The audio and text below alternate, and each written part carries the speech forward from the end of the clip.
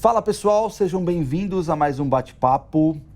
Espero que estejam todos bem. Novamente vou pedir para que todos vocês compartilhem e curtam esse vídeo e também nos sigam no canal para motivar a gente a criar mais conteúdos como esse aqui que a gente vai apresentar para vocês.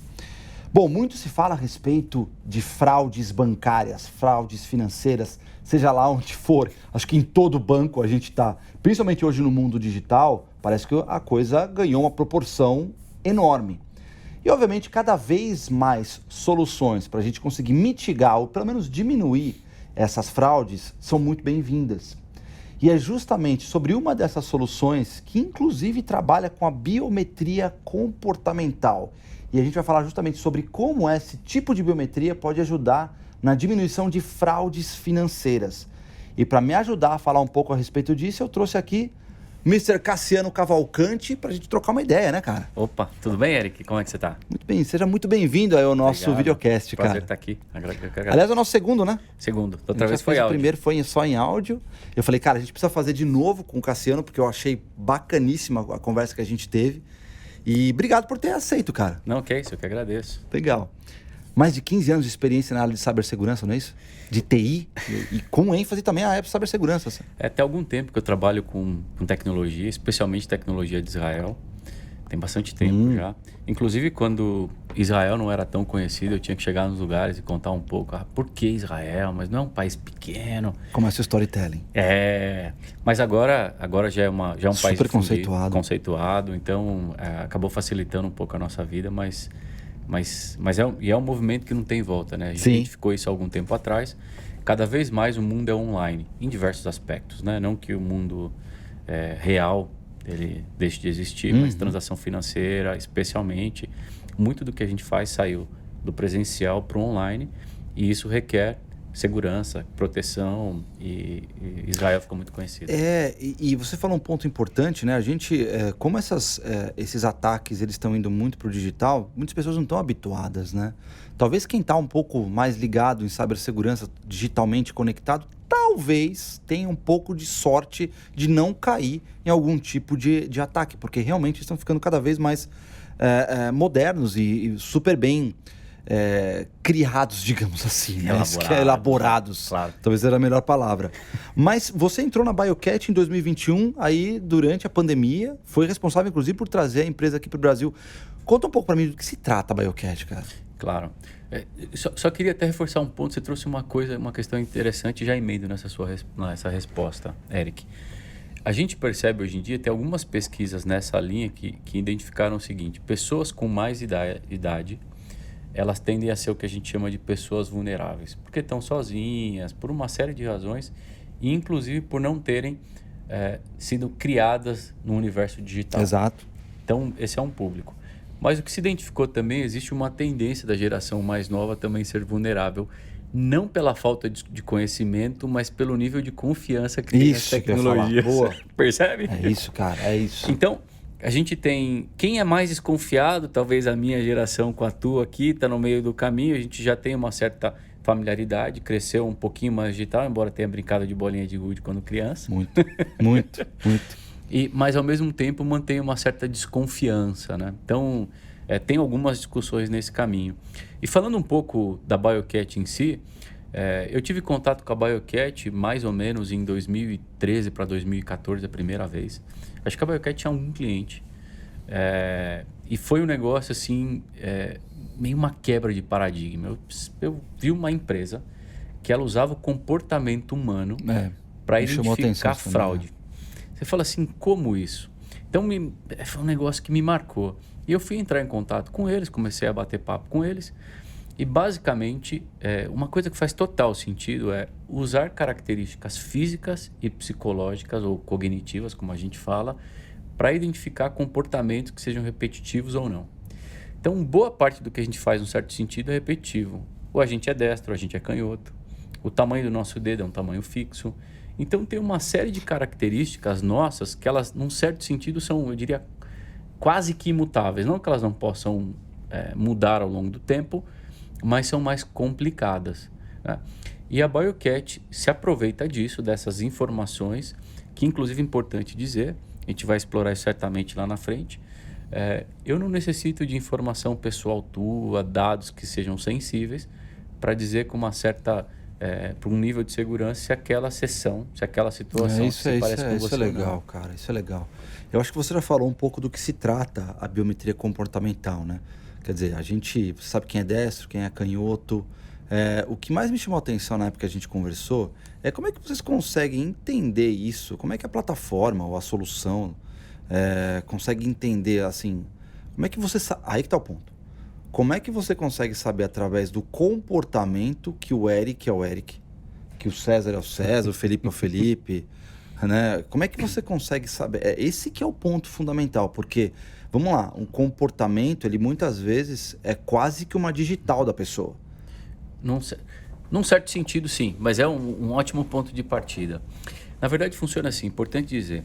O que a BioCat faz? A BioCat, hoje, ela possui o maior número de coleta de dados, de pontos de dados para tomar decisões biométricas, e não só biométricas, comportamentais, mas em relação àquele cliente. Então, você tem um dispositivo, por exemplo, a gente sabe que se é um dispositivo conhecido ou não. Se você transfere, por exemplo, volumes financeiros para alguém da sua família todos os meses, que é muito comum, alguém ajuda em casa, tudo isso faz parte do que a gente chama de seu perfil. Então, o teu volume financeiro, você tem um perfil. O teu dispositivo é um perfil. A tua localização é um perfil. Assim como o teu Wi-Fi, uma série de informações que a gente vai agregando. Qual era a ponta que a maior parte das empresas não estavam usando? O movimento do mouse, a força, a pressão do dedo, a toque na tela, a forma como você segura o celular, tudo isso gera coleta de dados. E é onde a BioCat foi muito inovadora. Cara, como é que eu consigo coletar tudo isso? Então, o primeiro desafio, assim, que é muito dado. Segundo desafio, essas informações, elas vão, no final, virar uma série de, o que a gente chama de features, ou variáveis, que é basicamente o seguinte. Por exemplo, eu tenho uma notícia ruim para te dar. A gente vai ficando mais velho, a gente vai ficando mais lento. Eu sei. Através da digitação e do movimento do mouse, dá pra gente ter uma ideia da sua idade.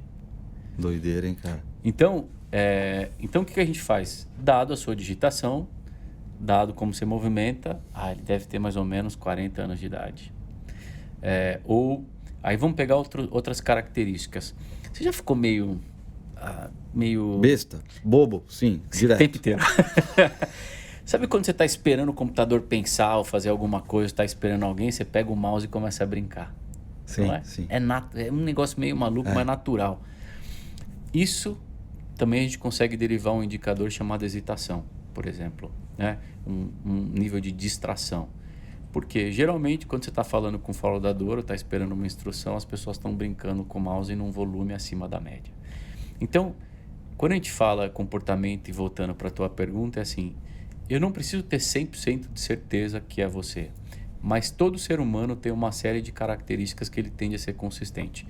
Algumas por questões físicas, por exemplo, tamanho do dedo, ser destro é um hábito difícil de mudar, mas algumas outras são menos consistentes. Então, o que a gente faz? A gente entende o seu padrão, hoje são mais ou menos 2.500 variáveis que a gente contabiliza para entender o que está mais relacionado ao seu padrão, e se isso foge muito do teu padrão, do teu perfil, a gente entende que é uma situação de risco e a gente vai combinar com uma série de coisas. E aí é a beleza do negócio. Então, por exemplo, vamos imaginar que por alguma razão, às 4 da manhã, você resolveu transferir dinheiro por alguma questão maluca para alguém que você transfere todo mês. Uma quantia que você transfere todo mês. Cara, eu não preciso de nada para saber que é você. Então, o que a biometria comportamental e mais todas essas informações vão dar para a gente é a capacidade de proteger esse cliente com o menor atrito possível. Era isso que eu ia te perguntar. Na verdade, a biometria comportamental não que necessariamente ela vai travar algum tipo de transação, mas ela vai alarmar a instituição financeira, porque realmente o comportamento quando você tem muita coleta, você consegue entender com um certo grau de precisão que pode ser eu. Claro. Como pode não ser. O que é feito uma vez detectado que aquele padrão comportamental que está mexendo naquele celular ou naquele computador não é o Eric? Qual que são as atitudes que são tomadas pela plataforma para informar a instituição financeira de que, olha, pode estar acontecendo um problema aí, cara? Bom ponto. Geralmente os bancos, todo momento em que um cliente, a gente chama da hora da verdade, né? Sim. Vai fazer uma transferência, naquele momento, ele pergunta para a gente qual é a nossa avaliação daquela transação. Se esse cliente vai fazer 5 transações, vai pagar a conta, enviar dinheiro, absolutamente solicitar limite, crédito, qualquer coisa parecida, essas instituições perguntam para a gente qual é a nossa avaliação daquele risco. E a gente responde em tempo real, que também é parte do desafio. Então vamos lá, tem 2 desafios grandes aqui: coletar esse dado e responder tudo isso em tempo real. E lembrando, como a gente fala de 2.500 variáveis, seria impossível um ser humano lidar com isso. Aí entra com outro tema que também é um tema muito comum, que é machine learning. Basicamente o que a gente faz, a gente modela a fraude. O que é modelar a fraude? Todos os nossos clientes compartilham com a gente as fraudes que eles tomaram. Histórico, então um histórico de fraude. Baseado nessa informação, a gente consegue identificar tudo aquilo que é semelhante com aquela situação. Então, vou dar um exemplo aqui que foi muito forte na Europa. Na Europa, eles tinham um malware chamado T-Bot, onde basicamente o cliente ele baixava um malware no celular e o fraudador esperava 2, 3 da manhã, porque o dono do celular estava dormindo, o celular muitas vezes com a tela para baixo. Ele acessa o celular, começa a fazer a transação financeira, pede um token por SMS, faz todo o processo e a pessoa está dormindo. Aí você fala assim, pô, sem a biometria comportamental. Tava parado, né? Você para jogar um morto mesmo, sei lá, que coisa doida, né? Sem a biometria comportamental, nada disso existe. Sim. Percebe? Sim. Teoricamente, é alguém, entre aspas, fazendo uma transferência. Claro que provavelmente tem um risco aí, dependendo do valor, dependendo para quem, tem um risco que acontece. Agora, quando eu adiciono o elemento da biometria comportamental, não tem um dedo, o celular está com a cara para baixo, porque eu consigo identificar que o celular não está lá, não tem toque, legal, cara. Tem clique, que são coisas diferentes. Não faz o menor sentido, Eric. Percebe? Não preciso ser nenhum gênio para falar assim, é uma fraude. Não, realmente, não, sim, mas você falou muito bem, eu acho que se não tivesse a biometria comportamental, provavelmente isso continuaria acontecendo e sem ninguém nem perceber com tanta facilidade. Claro, e qual é o grande benefício dessa história aí? Porque, veja uma coisa, eu gosto de criar uma referência com o mundo físico. Imagina o seguinte, que você vai entrar num banco, se você estiver armado, você não vai passar pela porta giratória, esse é o conceito. Desmontar a arma. Você vai ter que... Ou usar uma arma de carbono. Aí ia ser a minha arma brincadeira. De carbono, verdade. De carbono, impressa. Você passa pela porta giratória. A partir do momento que você está dentro do banco com a arma, qual é a chance de você fazer um refém e pegar o dinheiro? É grande. A gente pode ter outras discussões do tipo, depois a polícia vai aparecer, você vai ter que ser rápido, mas você já está dentro do banco e, eventualmente, você vai poder fazer uma vítima com facilidade. Sim. Ok? Sim. A biometria comportamental, eu gosto de usar a referência, que é como se você tivesse cada cliente do banco tivesse um segurança andando junto com ele. Porque durante toda a jornada do cliente, a gente está coletando dado.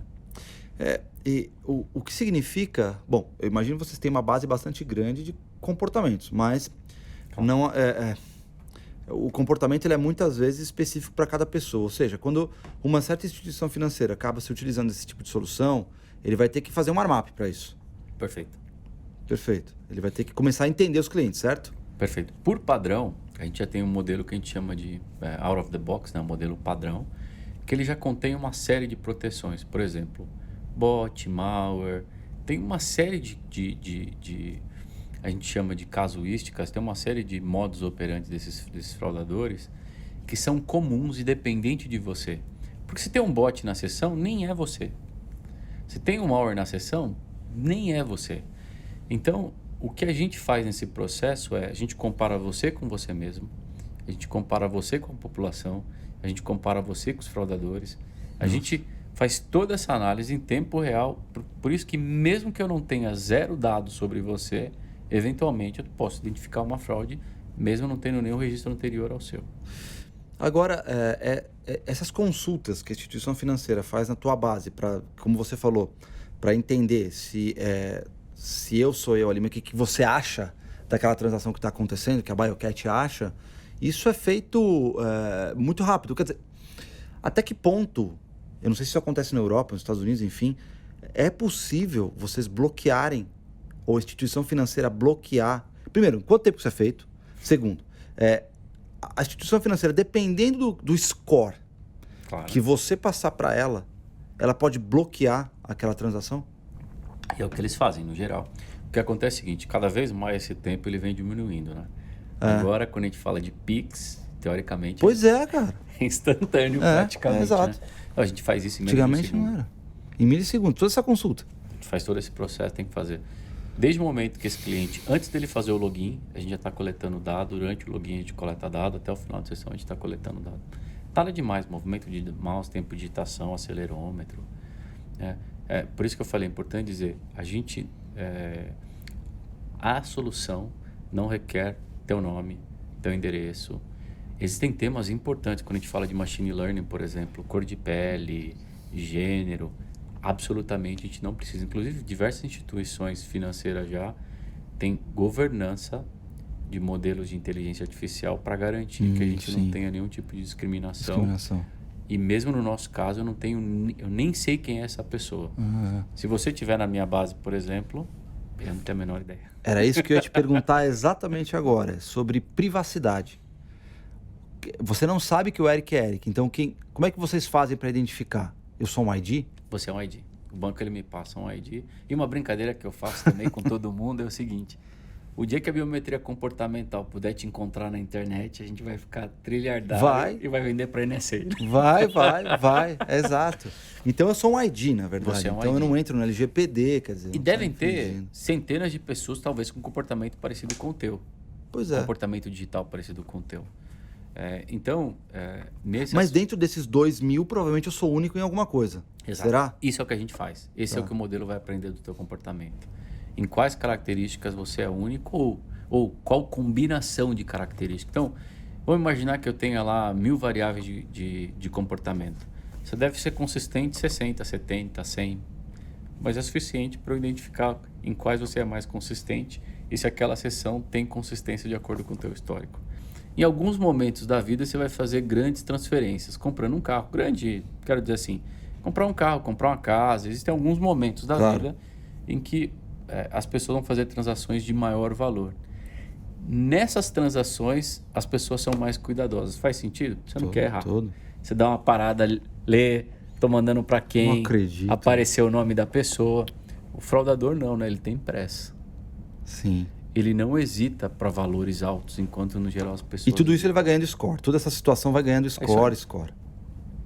É isso aí. Caramba, cara. A máquina está numa linguagem, o IP em outra, a localização em outra. Tudo isso a gente vai contabilizando. Por isso, a questão de ter um algoritmo de machine learning robustecendo tudo isso. Então, no final das contas, eu nunca mais copio e colo no campo de CPF em algum lugar, porque é capaz que me bloqueia. Já fiz isso algumas vezes, endereço várias vezes. Então, é possível que em algum momento vamos consultar meu score. Pode ser um robô fazendo isso. Mas essa é a coisa legal, assim, da questão da biometria, porque mesmo que você seja inconsistente com alguma coisa, você vai ser consistente em outra. Por isso que não é uma variável ou um ponto, entendeu? E é uma pergunta que me fazem assim, por exemplo, quem tem CPF, endereço, faz auto-preenchimento, o fraudador não vai ter. Tende a ser uma característica de usuário genuíno. Olha só, cara. Então, caramba. Tudo isso a gente leva em consideração para tomar uma decisão. Então, a grande verdade é que aí que está o ponto. Esses comportamentos, eles são lidos. Quer dizer, você começa a coletar dados desse ID, usuário, sei lá quem for. Perfeito. Em que momento? Quando o aplicativo está rodando ou a todo momento? Não, quando o aplicativo está rodando. Tá. Quando o aplicativo do banco está rodando... O que a gente coleta é tão, num certo sentido, simplista, bobo, que a gente não requer nenhum tipo de manifesto, nenhum tipo de informação, de solicitação especial, porque são dados que, na média, tem valor zero. Esse é o negócio... Seria a mesma coisa de dizer assim para você, eu posso filmar como você está andando, e aí eu vou usar a forma como você anda para te ajudar a identificar. Sim. Tá? Então, a gente coleta a partir do momento que o aplicativo ele tá ativo, está funcionando, a gente coleta, e quando tem coleta, Porque, por exemplo, se o celular estiver na mesa, parado, sem fazer nada, ainda que com uma aplicação aberta, não tem nada para coletar. Tudo isso é inteligência da tecnologia. Sim. Agora, esse tipo essa biometria, ela é... Aí vem a pergunta, ela é mais, como eu posso dizer, mais precisa que um token ou que uma senha, ou ela trabalha junto? Isso é um ótimo ponto. Na verdade, a gente costuma dizer que quando a gente fala em segurança, a gente deve lidar com camadas.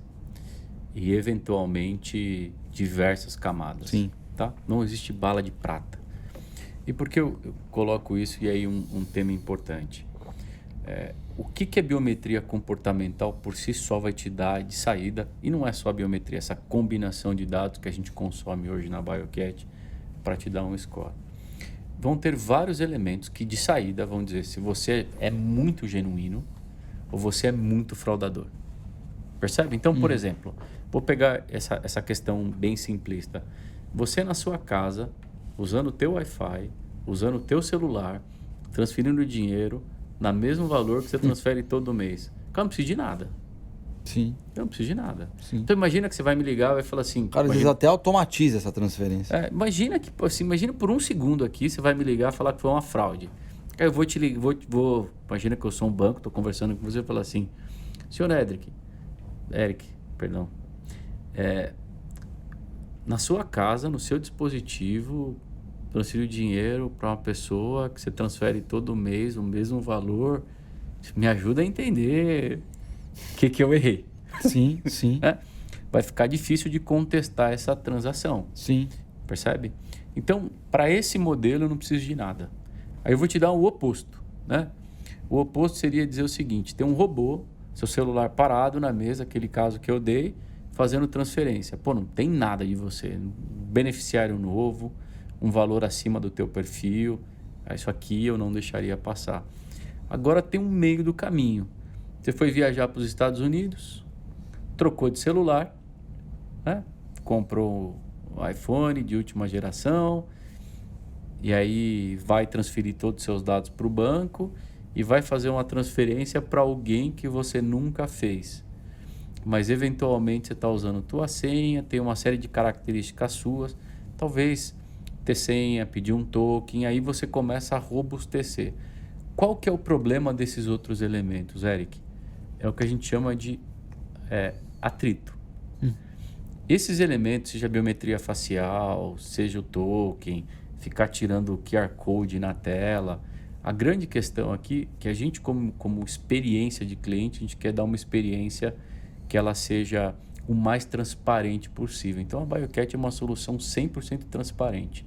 Por isso que a gente recomenda aqui, o cliente ele comece usando, baseado na informação que a gente tem sobre você e sobre aquela sessão naquele momento, ele vai incrementando o nível de atrito de acordo com o risco da sessão.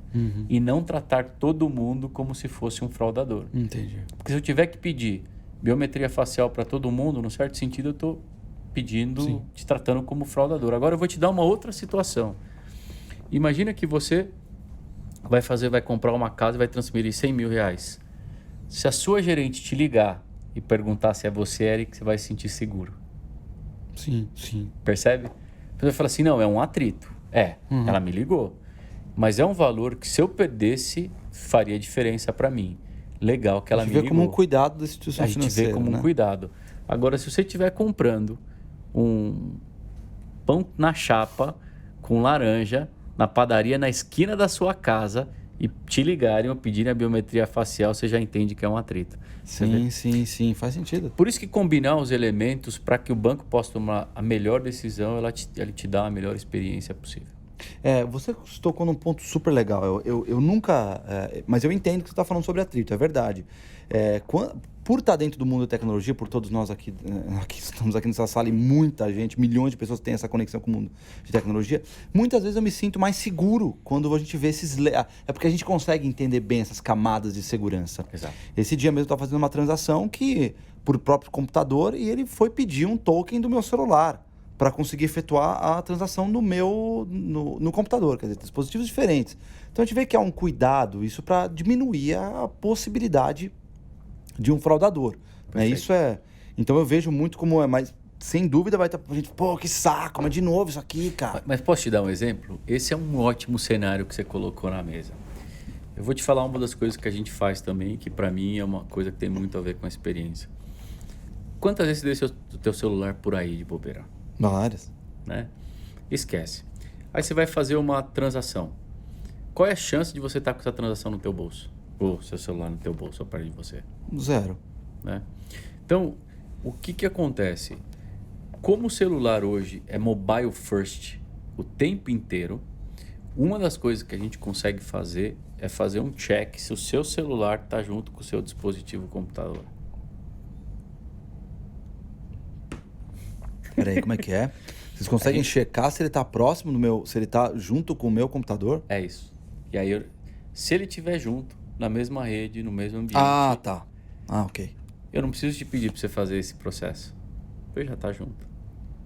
Percebe? Porra. Então, aí vem, de novo, a questão da experiência, né? Porque eu vou te pedir uma ação, se eu não preciso dela, se eu poderia fazer sem a tua ajuda e fazer de uma forma simples e transparente. Rapaz. Sim, não, faz todo sentido. Então, você está diminuindo atrito, sim, melhorando a experiência. Então, agora você fala assim, bom, mas você não trabalha na área financeira. Imagina. Não. Agora imagina que você trabalha numa empresa e você trabalha na financeira e tem que pagar, sei lá, 10, 20, 30 contas. Ficou meio sacal fazer isso. Sim, sim, sim. Sim, com certeza. Não, faz todo sentido. Faz todo sentido. Então, esse é o grande... A coisa legal da experiência, assim, a gente está até, num certo sentido, mal acostumado. Porque cada vez mais a gente quer coisas instantâneas, né? Você vai lá e passa e para nossa cabeça tem que funcionar, né? A gente está indo meio no automático para as coisas, né? Então, a tecnologia, a segurança em si, ela nos apoia a tomar as melhores decisões sem impactar o cliente para que ele possa ter uma experiência. Tem um monte de serviço que eu já não consigo consumir mais, Eric. Boa. Muito bom. E o que você enxerga, cara, como tendência para essa linha de segurança de transações financeiras? Isso está conectado, ele vai diretamente de encontro com a biometria comportamental ou você vê outros layers surgindo aí para melhorar?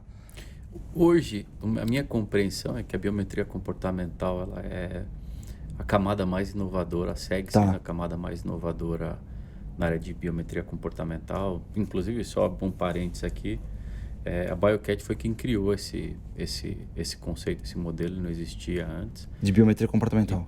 O que eu vejo cada vez mais, por exemplo, um tema que tem sido discutido aqui no Brasil e está muito quente, uma discussão muito forte, o banco que recebe o dinheiro da fraude tem que pagar a conta ou não? Pois é. Essa é uma discussão que Estados Unidos, Inglaterra Porque normalmente Brasil, o cara vai ter conta em algum lugar, né? Esse dinheiro precisa sair para alguma porta. Qual é a porta? Então, existe uma discussão hoje... É uma boa discussão mesmo. Estados Unidos, Brasil e Inglaterra, certamente, assim, os três, que a gente tem visto uma tendência... Porque isso é traqueável, né? Isso é traqueável, você sabe para onde foi. Isso é traqueável. Não, e assim, vamos lá, a gente está falando aqui, quando a gente fala de fraude, é risco pequeno, mas a gente está falando de tráfico de drogas. Sim. Estamos falando de tráfico humano, estamos falando coisas que são pesadas e realmente existe o caminho dessa grana cada vez mais digital. Então é um tema sério, que é o tema de conta laranja, conta sem mula. dúvida, cara. Então, o que a gente tem visto uma Qual tendência... o compliance que o banco tem em cima disso, né? E tem uma discussão importante também, até pouco tempo atrás, conectando com um tema que certamente virou quase domínio público, que é a avaliação de empresas de tecnologia, principalmente baseada em sua quantidade de usuários. Então tem muito banco, fintech especialmente, que começaram a ser avaliados ou bem avaliados financeiramente, valuation dessas empresas, baseado na quantidade de clientes que eles tinham. O JP Morgan acabou de se dar muito mal comprando era uma startup que oferecia crédito para estudantes, só que essa startup dizia que tinha mais de 4 milhões de estudantes, quando na verdade no final tinham 300 mil. Esse é um exemplo. Usuários. Passou pela linha do usuário. É isso aí. Aí qual o ponto, assim? Agora, imagina o seguinte, imagina que eu sou um banco e não dou crédito. Tá? Ou, vou fazer uma brincadeira aqui, falou caso real. Imagina que eu sou um banco que você abre uma conta comigo e eu te dou R$10, R$50 para você ter um crédito aqui, limitado. Minha perda está limitada em R$50. o volume de gente que tende a abrir conta com você, principalmente num país em desenvolvimento, que ainda tem uma parcela da população bastante carente de recurso financeiro, é grande, né? Isso é o primeiro passo para a gente começar a ter, inclusive, fraudadores abrindo conta. Porque, assim, se eu não colocar nenhum tipo de, vou chamar de atrito nesse processo, você me preenche um formulário, eu não valido nada, mas qual é o meu risco? O meu risco é zero. O meu risco é zero. Sim. Mas e do banco, que está perdendo dinheiro porque sim. essa conta está aberta no meu banco, ele recebe esse dinheiro no meu banco e transfere esse dinheiro para diversas outras instituições. Lembrando, Pix, tempo real. Está dificultando cada vez mais, né? Então, o que eu vejo cada vez mais como tendência é os dados da biometria comportamental sendo utilizados em diversos outros cenários, inclusive conta-mula. Conta-mula, só para ter uma ideia hoje, é possível prever qual conta é mula. Conta-mula que recebe, né? Exato. A conta laranja antes do dinheiro chegar. Olha só. Porque ela tem uma série de características. E o que faz parte do comportamento? Dormência da conta, ela tende a ficar um tempo parada, outras diversas características que a gente leva em consideração. Então, o comportamento ainda é uma caixinha que tem uma série de oportunidades que a gente pode aplicar em diversos outros lugares, e-commerce, enfim, aí tem um universo grande para ser explorado e que ainda não adotou esse tipo de tecnologia. Cara, que bate-papo legal, cara. Vou te falar que eu ficaria aí mais uma hora conversando facilmente sobre isso, porque é uma coisa que me chama a atenção. E justamente saber essa linha tecnológica de segurança, isso é muito legal. E algumas coisas que, para a grande maioria do público, às vezes não é conhecida. Biometria comportamental não é algo tão conhecido, eu estou falando em linhas gerais. Não, verdade. Né? É porque é transparente, né? Exato. A biometria facial todo mundo conhece. Isso, né? Isso, o token todo mundo conhece, o código de barras, porque está no dia a dia. Sim. Isso é uma coisa legal, assim, porque é um negócio legal, assim, de, num certo sentido, a gente está protegendo as pessoas de uma maneira que transparente. Mas seria legal. Para mim é uma oportunidade também de falar aqui. Claro. Porque muitas vezes as pessoas não sabem o que acontece por trás, o nível de preocupação e de proteção que elas têm. Que show, cara. Cara, eu quero te agradecer de novo por estar aqui. Eu acho que a conversa foi excelente. Eu espero que quem ficou até agora com a gente compartilhe essa conversa, porque a gente, cara, precisa mais passar para frente esse tipo de coisa que está acontecendo por trás quando a gente faz uma transação. Você pensa que é simples, né? Só com token e senha, mas tem muitas outras coisas acontecendo por trás para garantir a nossa segurança. E muitas vezes a gente acha, não, que a instituição financeira às vezes não está muito preocupada com a segurança. Claro que está, porque ele também não quer perder dinheiro. Então, no final das contas, é muito bacana saber esses meandros das instituições financeiras e de como acontecem as transações. E é ótimo saber que tem empresas como a BioCat que estão preocupadas com isso, cara. Então, só tenho que te agradecer a você e a BioCat por existir. Eu que agradeço. Obrigado pelo tempo, pela oportunidade. Espero que tenham gostado. E qualquer tema, eu estou nas redes sociais, Cassiano Cavalcante, à disposição. Vou colocar, aqui na descrição do vídeo, eu vou colocar os teus contatos. De novo, obrigado, cara. Eu agradeço. Espero que vocês tenham gostado desse bate-papo. Compartilhem, gente, porque, cara, eu vou te falar que eu fiquei surpreendido com o que eu ouvi aqui. Então, ajuda a gente compartilhando, que mais pessoas precisam saber a respeito disso, tá bom? Obrigado e até a próxima.